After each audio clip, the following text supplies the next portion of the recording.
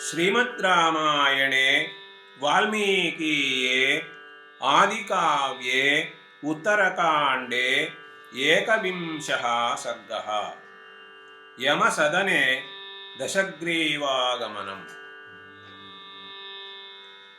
एवं संचिन्त्य विप्रेन्द्रः जगामलघुविक्रमः आख्यातुं तद्यथावृत्तं यमस्य सदनं प्रति। अपश्यत् समयं तत्र देवम् अग्निपुरस्कृतं विधानम् अनुतिष्ठन्तं प्राणिनो यस्य यादृशम्। स तु दृष्ट्वा यमः प्राप्तं महर्षिं तत्र नारदम् अब्रवीत् सुखमासीनम् आर्घ्यम् आवेद्य धर्मतः। कच्चित् क्षेमं नु देवर्षे कच्चिद्धर्मो न नश्यति किमागमनकृत्यं ते देवगन्धर्वसेविता। अब्रवीत्तु तदा वाक्यं नारदो भगवान् ऋषिः श्रूयताम् अभिधास्यामि विधानं च विधीयताम्। एष नाम्ना दशग्रीवः पितृराजनिशाचरः उपयाति वशं नेतुं विक्रमैस्त्वां सुदुर्जयम्। एतेन कारणेनाहं त्वरितो ह्यागतः प्रभो दण्डप्रहरणस्याद्य तव किन्नु भविष्यति। एतस्मिन्नन्तरे दूरात् अंशुमन्तमिवोदितं ददर्श दीप्तमायान्तं विमानं तस्य रक्षसः। तं देशं प्रभया तस्य पुष्पकस्य महाबलः कृत्वा वितिमिरं सर्वं समीपं सोऽभ्यवर्तत। सोऽपश्यत् सुमहाबाहुः दशग्रीवस्ततस्ततः प्राणिनः सुकृतं कर्म भुञ्जानांश्चैव दुष्कृतम्। अपश्यत् सैनिकांश्चास्य यमस्यानुचरैः सह यमस्य पुरुषैरुग्रैः घोररूपैर्भयानकैः। ददर्श वध्यमानांश्च क्लिश्यमानांश्च देहिनः क्रोशतश्च महानादं तीव्रनिष्टनतत्परान्। कृमिभिः भक्ष्यमाणांश्च सारमेयैश्च दारुणैः श्रोत्रायासकरावाचः वदतश्च भयावहाः। सन्तार्यमाणान् वैतरणीं बहुशः शोणितोदकां वालुकासु च तप्तासु तप्यमानान् मुहुर्मुहुः। असिपत्रवने चैव भिद्यमानान् अधार्मिकान् रौरवे क्षारनद्यां च क्षुरधारासु चैव हि। पानीयं याचमानांश्च तृषितान् क्षुदितानपि शवभूतान् कृशान् दीनान् विवर्णान् मुक्तमूर्धजान्। मलपङ्कधरान् दीनान् रूक्षांश्च परिधावतः ददर्श रावणो मार्गे शतशोथ सहस्रशः। कांसिश्च गृहमुख्येषु गीतवादित्रनिस्वनैः प्रमोदमानान् अद्राक्षीत् रावणः सुकृतैः स्वकैः। गोरसं गोप्रदातारः ह्यन्नं चैवान्नदायिनः गृहांश्च गृहदातारः स्वकर्मफलमश्नतः। सुवर्णमणिमुक्ताभिः प्रमदाभिरलङ्कृतान् धार्मिकान् अपरांस्तत्र दीप्यमानान् स्वतेजसा ददर्श स महाबाहु रावणो राक्षसाधिपः। ततस्तान् भिद्यमानांश्च कर्मभिर्दुष्कृतैः स्वकैः रावणो मोचयामास विक्रमेण बलाद्बली।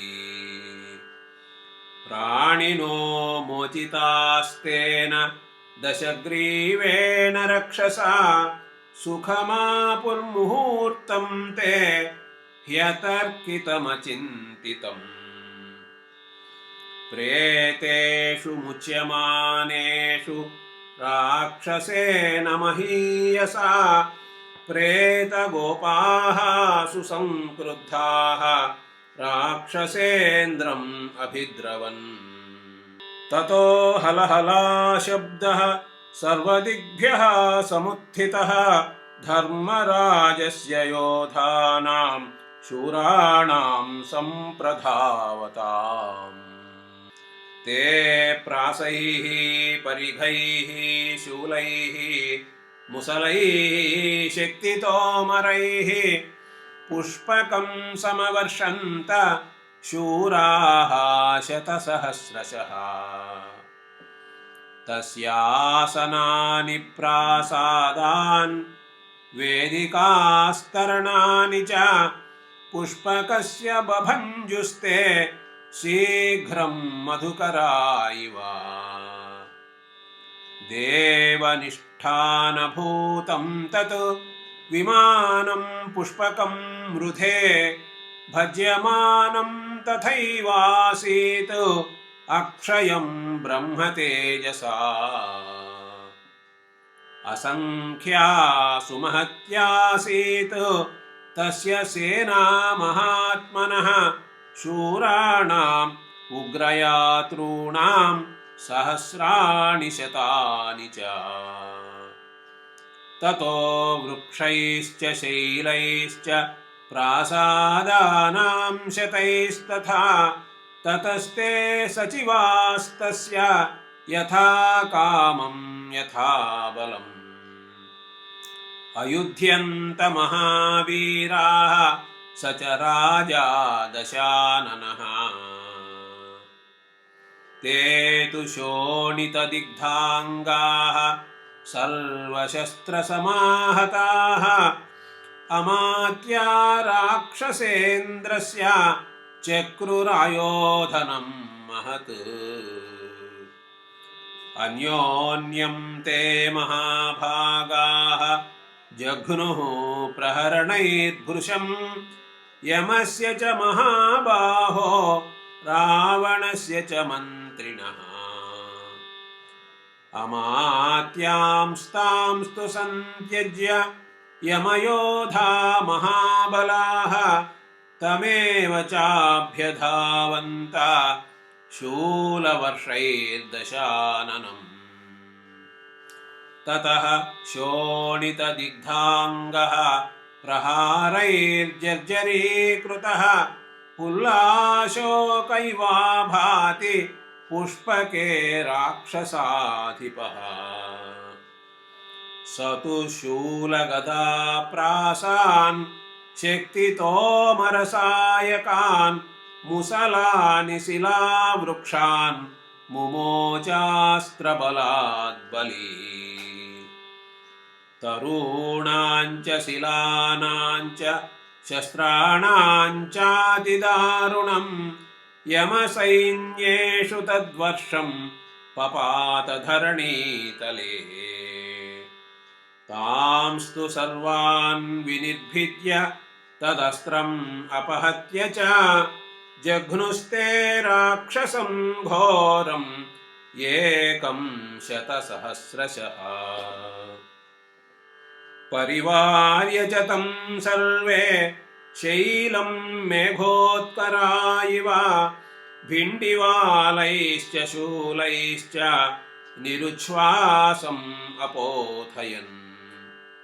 विमुक्तकवचः क्रुद्धः सिक्तः शोणितविस्रवैः ततः स पुष्पकं त्यक्त्वा पृथिव्याम् अवतिष्ठत। ततः स कार्मुकी बाणी समरे चाभिवर्तत लब्धसंज्ञो मुहूर्तेन क्रुद्धस्तस्थौ यथान्तकः। ततः पाशुपतं दिव्यम् अस्त्रं सन्धाय कार्मुके तिष्ठ तिष्ठेति तानुक्त्वा तच्चापं विचकर्षसः। आकर्णात् स विकृष्याथ चापम् इन्द्रारिराहवे मुमोच तं शरं क्रुद्धः त्रिपुरे शङ्करो यथा। तस्य रूपं शरस्यासीत् विधूमज्वालमण्डलम् वनं दहिष्यतो घर्मे दावाग्नेरिव मूर्च्छतः। ज्वालामाली स तु शरः क्रव्यादानुगतो रणे मुक्तो गुल्मान् द्रुमांश्चापि भस्म कृत्वा प्रधावति। ते तस्य तेजसा दग्धाः सैन्या वैवस्वतस्य तु रणे तस्मिन् निपतिताः दावदग्धा नगा इव। ततस्तु सचिवैः सार्धं राक्षसो भीमविक्रमः ननाद सुमहानादं कम्पयन्निव मेदिनीम्। इति आर्षे श्रीमद् रामायणे वाल्मीकीये आदिकाव्ये उत्तरकाण्डे 21 सर्गः।